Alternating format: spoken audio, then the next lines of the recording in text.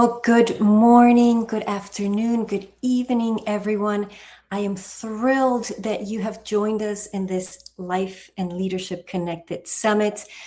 David and I met a few years back as I was a guest on his podcast, and I love the fact that we spoke the same leadership language. Unfortunately, my PhD studies have kept me from being live with you today, but I want you to know that I am available to you through LinkedIn at any moment. If you want to share or discuss any thoughts, any questions that you might have from my presentation today, please connect with me and send me a DM. I'll be happy to connect and go a little bit deeper into your thoughts and insights. And by the way, why did I decide to pursue a PhD in higher educational leadership? What kind of midlife crisis is this? Because I am turning 50 this year. Well, I did it because I'm a lover of all things leadership development. And I have been working on understanding how we develop the people who develop others. I want to understand how we're equipping leaders in the workplace and in learning environments to lead. So the choice of pursuing this PhD at the age of 50 was made in full alignment with my strengths, with my mindsets, and my why. So this is an important structure for today's conversation. And with that said, I want to invite you to lead with confidence from who you already are. I know we often picture confidence as this bravado. Right? I don't know if it's Hollywood or the types of books that get published, portraying this leader who never hesitates, never wavers, always has the answers. But I can tell you, after more than 2 decades working with high performers, myself being an executive at this global company for almost a decade, leading people decades older and younger, from Singapore to Finland to the United States, in very traditional industries, I can tell you that that's not what real confidence looks like. And actually the most successful leaders I've met, and I was fortunate to work for the most incredible leader for about a year before leaving the company to go and pursue a master's in public administration at Harvard. This is back in 2019. The most successful leaders are not the ones who never doubt themselves, who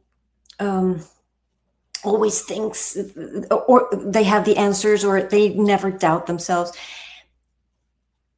It's really the ones who use those doubts, reframe them, and welcome them as questions. You'll see me say as inquiry, right? They are open to listening to other perspectives. And through that work, they get clarity. And I'm a firm believer that true confidence, not arrogance, not pretending, I don't like the fake it until you make it type of confidence. But true confidence comes from awareness and alignment between your values and purpose, your mindsets, and your strengths. And that is the format of how I teach at my professional MBA program at Florida Atlantic University, and how I coach leaders during transitions. And it's the basis of my book.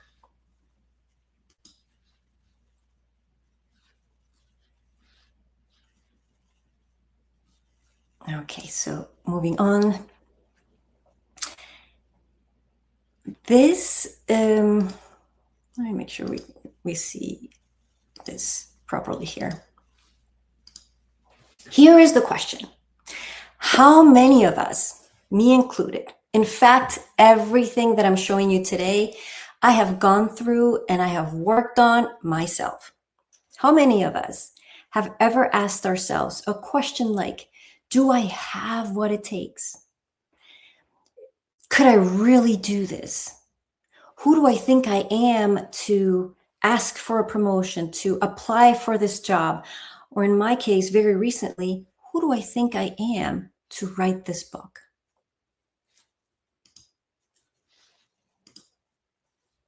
Well, guess what? Up to 82% of professionals experience these doubts at some point in their career. I believe that the other 18% is lying. But if we go with those figures, that means that almost everyone in this room has felt it. Almost all of the leaders that you have worked with have felt it. There's a 2019 meta-analysis of 62 studies and more than 14,000 people that confirm these imposter feelings, or also known as imposterism, cuts across age, gender, and culture. That means that if you have ever asked yourself a question, something like, do I belong here? You are not alone. In fact, most of the leaders you work with and have worked with have imposter syndrome, regardless of their title or success. Everyone has doubts. So what do we do with them?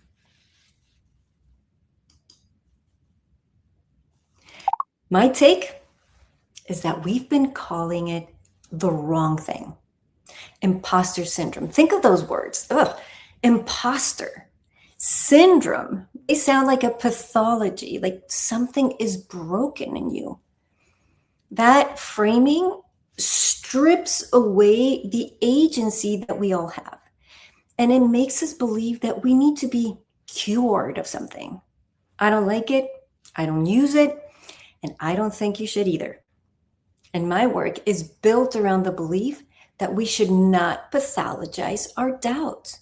Imposter syndrome is just this negatively loaded term that I think instead we should, not only that we should do, but we're fully capable of doing, is to reframe those feelings and very natural doubts as useful questions that help us grow. So, what if instead of seeing these doubts as evidence of fraudulence, evidence that we are a fraud, just think about how heavy that is. Why don't we instead see them for what they really are? Signals. Healthy, appropriate signals that point towards an opportunity for growth. We can see them as your brain's way of asking, am I stretching? Am I learning? Am I aligning to who I want to be? And all those feel uncomfortable. And that discomfort is the sign of growth. I love to tell my students in the professional MBA program, when I inform them that a requirement in my class is that everyone has to speak up, I immediately see them squirming in their seats. And I stay in that discomfort, encouraging those, in fact, who feel it the most intensely, who feel those, I like to think of them as bubbles in their stomachs. They are the ones who will grow the most from speaking up while still feeling those uncomfortable sensations. So even when I decided to put these years, a decade of knowledge into my book and started writing it, I myself caught myself thinking, who am I to write this book? That thought could have paralyzed me. And it's a heavy question, right? It's a little bit cruel. Like, why am I putting myself down? So what did I do? Instead of telling myself, because what we say to ourselves is very powerful. Instead of saying I was suffering from imposter syndrome, I decided to treat it as a question. I went from a very heavy, who am I to write this book, to removing the negativity, creating this space to truly ask myself the question, reframing it in a bit friendlier way. It was along the lines of, what value is this book bringing to the reader? So it became more of an objective inquiry, because yes, I did need to be clear as to why I was going to go through the challenge that is writing a book. So not asking myself that would have been careless and irresponsible. Again, I asked myself, what about me could bring value to the reader through this book? And you saw it in the front. It's called The Confident Leader: From Self-Doubt to Authentically You.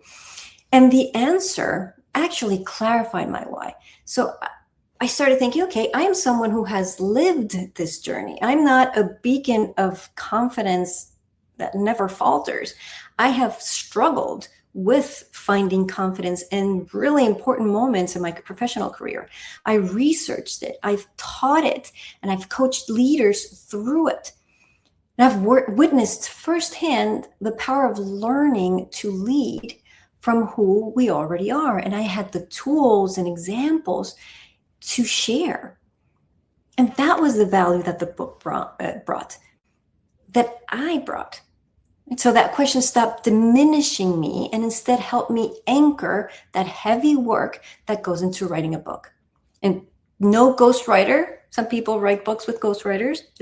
Everybody has their choices, or even AI, because I was, we were forbidden to use AI, which is, I 100% agree. So I left it a lot to my editor.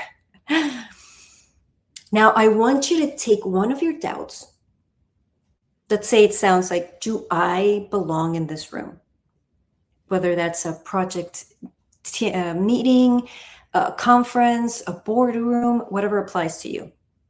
And by the way, my MBA students have shared that this is a very common self-doubt, because I'm the very first class they take in their program. So I get them all fresh and full of doubts. And they think that they're too young to contribute, without enough experience, feeling like they don't fit in. And I invite them to reframe it and instead ask, what's one strength can I rely on today? That's why it's so important to know your strengths in this class for this conversation. Or what is it that I can contribute in this room? What point of view do I have? What lived experience have I learned from that no one else has? See how that energy shifts? It goes from I'm too young and I'm too inexperienced to I have a fresh, different, unjaded, unspoiled perspective from not being around in the workplace for too long. So I have tools like the fly trap in the book that create this awareness, and the practice is what matters in this reframing. These doubts feel uncomfortable, but same as physical pain, it's that discomfort that is a signal that something needs attention. And with that discomfort, with that pain, comes growth. You get to choose to see these questions either as an invitation to investigate or something that brings you down. So put your scientist hat on, and let's get into a little bit of brain science. And here's where neuroscience and understanding the brain becomes so helpful. I don't want to go into too much detail. And if you're into this stuff like I am, you know there's so many layers to this. But you can already start thinking about these two areas in the brain, the prefrontal cortex and the limbic system, or the limbic brain. See, the doubts, the narratives we tell ourselves come from the limbic system, where memory, emotions, rewards are processed. And depending who you ask, you, as part of the limbic brain, you have the thalamus, hypothalamus, hippocampus, and the amygdala, the culprit behind the fight or flight, which I also learned they're adding freeze and fawn as reactions. And when we leave them there, and this is via existing neural connections that have been reinforced by years of us telling ourselves or experiencing those stories, when we leave our emotions and our thoughts and our doubts in the limbic system, we are at the mercy of those thoughts. So my proposal is, to activate the prefrontal cortex. This is the executive brain, where language and analysis happen, where we can observe from by creating awareness of these patterns, these stories, these thoughts, and use these analytical powers to reframe them and process them in a way, in a language that is productive. It's not to ignore or suppress emotions, because that comes back and bites you in the behind. On the contrary, what it's meant to do is shine light, bring them to the light, these doubts, these thoughts to the light, so that we are no longer at their mercy. Let's say that feeling that you don't belong or not belonging, it's, evolutionarily speaking, extremely dangerous, not belonging, because you would be left out of the tribe or the group to fend for yourself for food, shelter, all of the things that kept you alive. So your brain is only trying to protect you. It's trying to save energy to keep you alive by defaulting to these primitive fight and flight responses. Those are neural connections that have been reinforced in generations, plus in your own reactions throughout your life. So it's just outsourcing or delegating your brain to automatic pathways. If you've read the book by Daniel Kahneman, Thinking Fast and Slow, you would think about this as system one brain. It's just the brain trying to conserve energy. It's an energy Scrooge, our brain, and it's just doing its job. So what I'm asking you to do is to hijack that neural pathway that takes you immediately to the doubt and feeling inadequate, and start building new neural connections. Of course, it's not a one and done thing. It's not an easy feat. That's why it takes effort. It's hard to change. It's hard to stop thinking the way you were thinking before and start picking up a new way of thinking. It's not that easy, because those neural connections, think of them as paths in a forest, grooves on a snowy hill that you have traversed so much that they're deep and it's hard to get out of it. It takes cognitive energy to build new connections, to de-link those old connections, create new ones, and practice enough times to actually reinforce them. It's a lot to ask of ourselves and others, remembering everyone else in your orbit is going through this process in some way. And that's why I insist on building your self-compassion muscles, which in turn build compassion towards others. And understand that this is a process. Neuroplasticity, you must have heard of it. It promises you that change is a reality throughout your lifetime.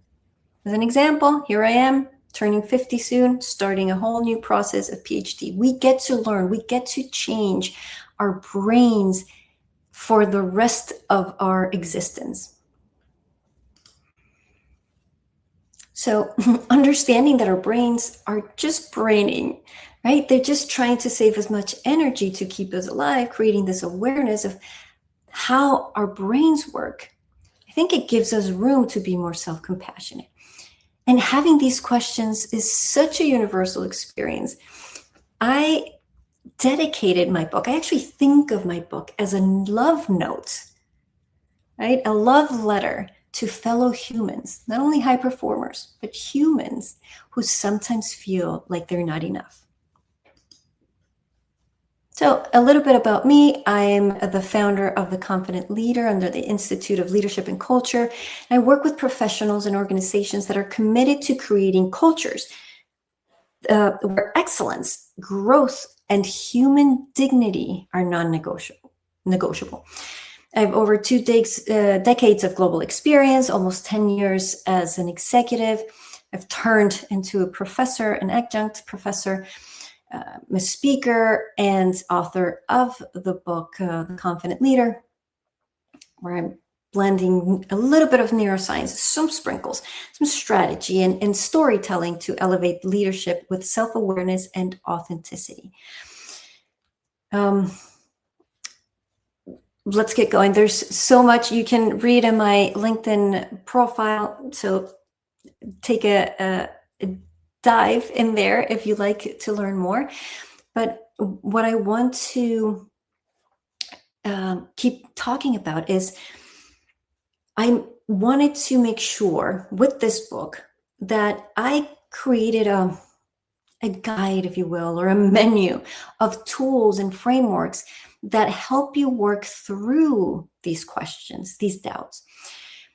And, and a way to hold all these tools, along with all of the experiences and skills and lessons and learned that you already have. I've used this simple metaphor of a backpack. So inside your confidence backpack, you carry values, mindsets, your strengths, again, experiences. You have already so much in terms of what you've learned from your challenges, so many accomplishments. And we sometimes forget about that. So there's a workbook that it's at the end of the book, but I know you will have access to through one of my links that will be provided, called the Confidence Backpack, where I have prompts and exercises that will help you guide you through these questions. And these questions are cues, the doubts, when you're feeling those doubts, they're cues to reach into your backpack. Find your values, your purpose, what's guiding you? What are your mindsets, the way of how you see the world, your strengths, what are you really good at? And a multitude of tools, either from this book or from your own research or your own life, to pull out when you need it. And the reason why I chose the image of a backpack, it brings me back to Harvard Kennedy School, when I myself at 40-something walked in with my fiery red backpack full of my expectations and doubts, one of them being, who am I to be here? Did they make a mistake by choosing me out of the thousands, tens of thousands of people who apply? But it was holding on to those straps that really grounded me and reminded me of what I carried inside. Again, my values, my purpose, my why, my story. So this is an invitation for you to do that as well. And my theory is that there are three building blocks of confidence. At the bottom, the most important one, the heavier one, the one that carries the ones above, is values and purpose.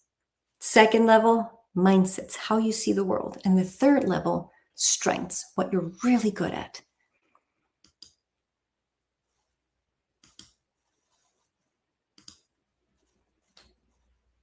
So when you work on your values and purpose, you get clear on what you stand for.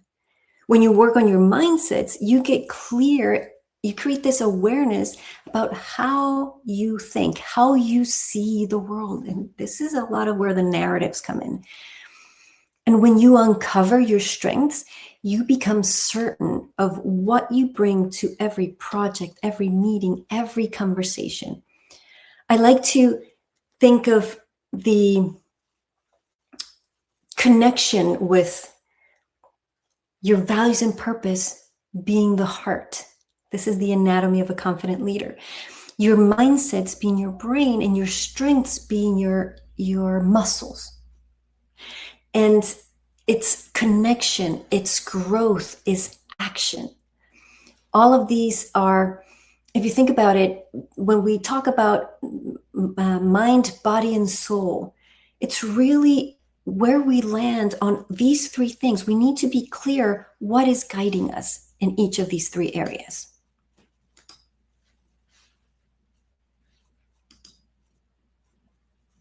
And it's when your heart, your brain, and your muscles point in the same direction, when they align, that's when you lead with confidence, with clarity, and most importantly, authentically. You don't have to pretend to be somebody you're not. And this is an experience that I went through with my coaching client, Jana, she started this management training program in a new company, a new state. So everything was unfamiliar. She was exhausted, doubting every move and questioning her worth. It broke my heart. So together we went through a variety of assessments and tools from the book and uncovered what was really driving this self-doubt. We started with values and purpose. And the weight of Jana's expectations for success, not only her own stories, but also her parents, her classmates, comparing herself to what other people were doing, those expectations kept her unmotivated and hiding away in her role. She thought she would rather be invisible than to fail. Does that sound familiar? Certainly does to me. So we worked on her values and purpose. Again, biggest and first block out of the three.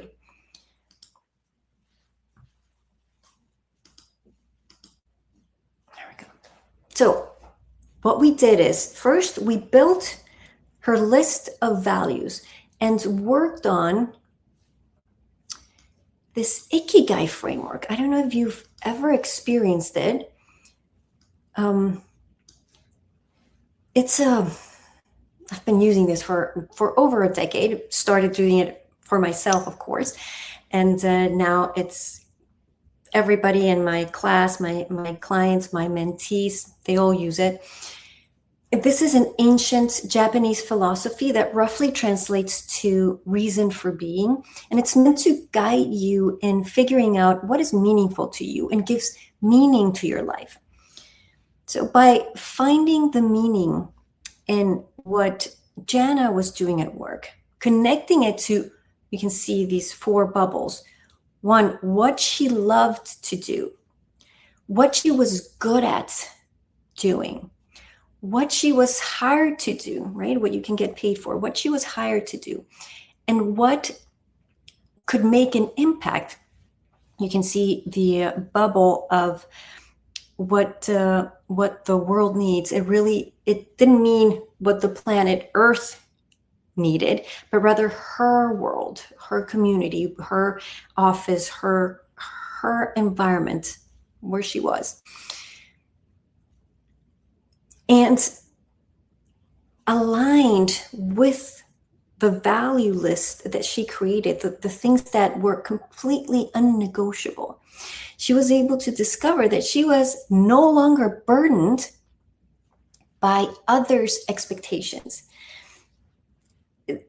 Instead, she discovered this different approach, these different initiatives at work that actually felt more aligned with all these areas. She had this compass of values in place and a much clearer north. Doing the Ikigai, by the way, doesn't mean that you have this one perfect Ikigai, this one perfect why or purpose, and that's it, and you don't have to revisit it ever again.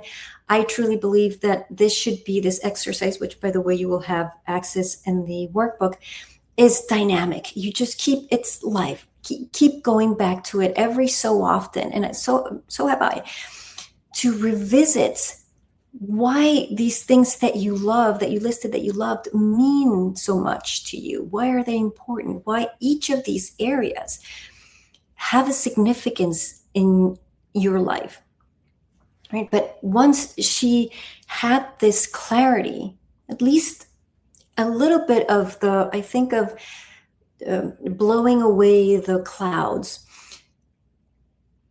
she was able to focus and face her day, right? All of the challenges that came along with that, focusing on growth, being open and being ready to learn, and no longer coming from a place of lack or inadequacy. So I would love for you to just take a couple of minutes and just explore these questions, right? Because when you know what you stand for, decisions become clearer, easier, and your leadership becomes more authentic, right? It's more aligned. So think about a moment when you have felt most proud of how you showed up as a leader, how you showed up as a teammate, how you showed up as a classmate. What made it special, right? Why did that moment matter to you? What about it mattered to you? And in that, try to find what's my why? What is my purpose? What was I showing up there to do? Now, it gets a little bit tricky to come up with a why right away. And I can tell you from this would be my 5th year teaching. That's the first thing I ask my students. Instead of them introducing themselves as title, I have them introduce themselves with their why, and a large percentage do not have a clear why. So don't worry about not having clarity in your why, the super crisp, defined, perfectly worded why. Just do the exercise and see what gets uncovered.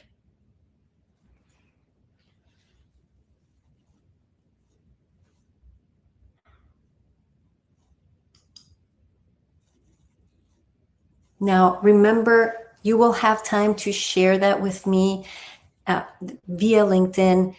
I would love to hear from you what came up. If there isn't enough time during this presentation to do that, feel free to copy down the questions, look at the workbook, and reach out again to me with any thoughts, any insight. I'll be happy to discuss this further. Now we go to the second block, the mindsets. And I said mindsets because there's so many stories. We filter things through so many different, even glasses, I like to think. We wear different glasses for different things. So something that was crucial in Jana's growth involved her mindsets or her operating systems. One of my students' favorite mindset tools is the fly trap that basically uses this metaphor. Are you a fly who always finds let's call it excrement, or a bee who always finds the flower? Same drive, completely different focus. So the fly trap teaches you to notice when you're stuck in fly mode, let's say obsessing over negativity, and to shift into bee mode, say seeing growth, opportunity, solutions. And this is a way of building new connections, right? Neural connections in your brain, retraining your brain to choose what you focus on. So you might have heard of the red car theory, which is a psychological concept stating that what you focus on expands in your awareness. So just as deciding to buy a red car suddenly makes them appear everywhere, consciously focusing on a particular thought or perspective, everything's going to go wrong, nothing works for me, it actually trains your brain to filter out anything else and spotlight what you choose to focus in your life. And a teeny bit of theory, it's that it explains this reticular activating system, the RIS. Your brain is constantly bombarded with millions of sensory inputs daily. And to prevent the overwhelm, again, remember our brain, energy Scrooge, just trying to keep us alive. The reticular activating system acts as an internal filter, and it highlights only the information it deems relevant to your current focus. So it's your choice.